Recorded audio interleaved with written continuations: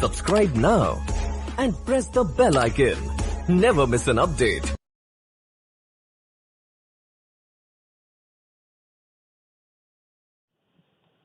Let us remember that the fruits of scientific research will make the best impact only when they reach our less privileged institutions, our youth, our women, and our socio-economically weaker segments. On this day, let us resolve to make science an instrument of inclusive progress that respects and indeed harnesses the power of diversity of 1.3 billion people. In popular perception, all is well that ends well, but this conference began on a strong note. While inaugurating the conference, Prime Minister Narendra Modi, I am told, highlighted the supremacy of law and lauded the role of judiciary in maintaining a delicate balance between developmental needs and the environment, as also in resolving complex issues through verdicts acceptable to all. I am also happy to note that the ethical and duty-oriented vision and expectations of Mahatma Gandhi were shared with the participants to enrich international jurisprudence. It has been highlighted that developments related to demographics and technology and awareness about rights are causing changes having wide ramifications. I am happy to note that the role of judiciary in harmonizing environmental protection and sustainable development is being given sharp focus in various countries. Similarly, the universally accepted norm of gender justice was also discussed with an approach to finding ways forward in the light of practical experiences in different justice systems represented in this conference. Here we have a galaxy of judges and jurists representing different parts of the world.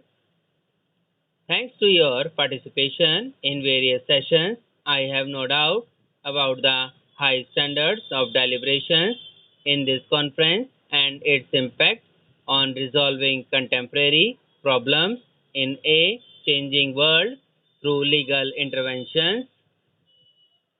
The deliberations in the past 2 days, I am sure, will go a long way in enriching jurisprudence at the international level.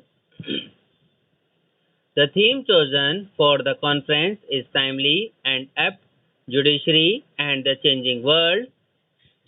In a way, change is the only constant, and the world has always been changing. In recent years, however, the world has been changing very fast and in unforeseeable ways. The role of the judiciary is bound to be pivotal amid these dramatic transformations. The selection of the topics for the working sessions of the conference could not have been more meaningful. Gender justice, contemporary perspectives on protection of constitutional values, dynamic interpretations of the Constitution in a changing world, harmonization of environment protection vis-a-vis sustainable development, and protection of right to privacy in the internet age are issues that influence every member of the global community. These five distinctly defined topics cover the matrix of challenges faced by the judiciary across the world. Gender justice must remain high on the global agenda. The past decade has witnessed a debate on rising populism in the context of constitutional values. This has, in turn, led many to take a fresh look at their founding documents, the constitutions. Again, with the evolution of information technology, there have emerged new questions, for example, of data and privacy. Finally, the all-important concern of sustainable development should command far more attention than it does today. You have held wide-ranging deliberations on these issues and suggested measures to overcome the challenges. I am glad to note that the judiciary in India has been alive to these themes and has approached them in the light of the vision behind the Indian Constitution. In pursuing the cherished goal of gender justice, to mention one example, the Supreme Court of India has always been proactive and progressive, from issuing guidelines on preventing sexual harassment in the workplace 2 decades ago to providing directives for granting equal status to women in the army. This month, the Supreme Court of India has led progressive social transformation.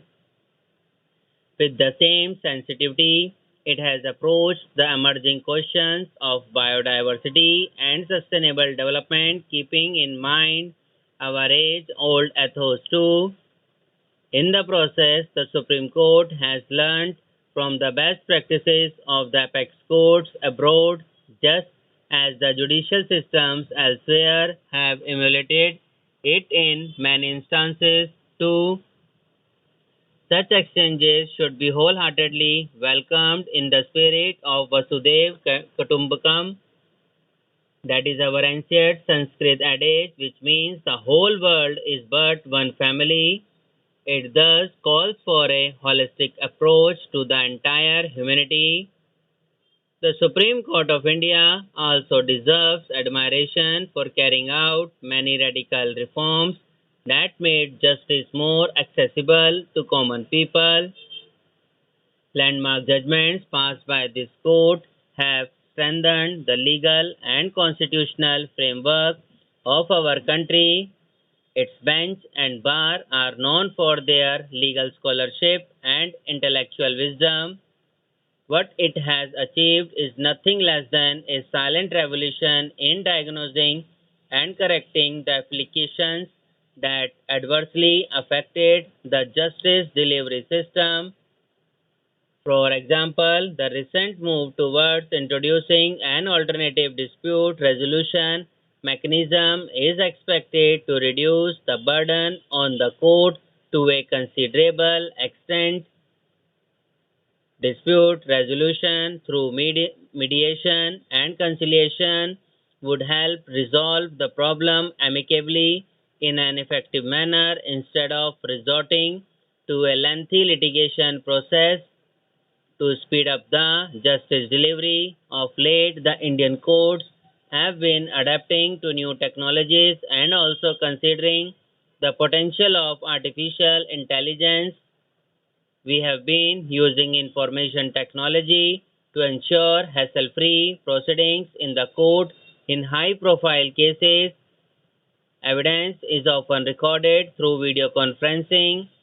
Technologies are being used to facilitate trial without hindrance. I note that the Supreme Court of India is also actively considering the ways to make courts paperless. This will obviously pave the way for speedy trial and delivery of quick justice. Such innovations, I am confident, will also trigger similar changes in lower courts in due course of time, benefiting more and more people.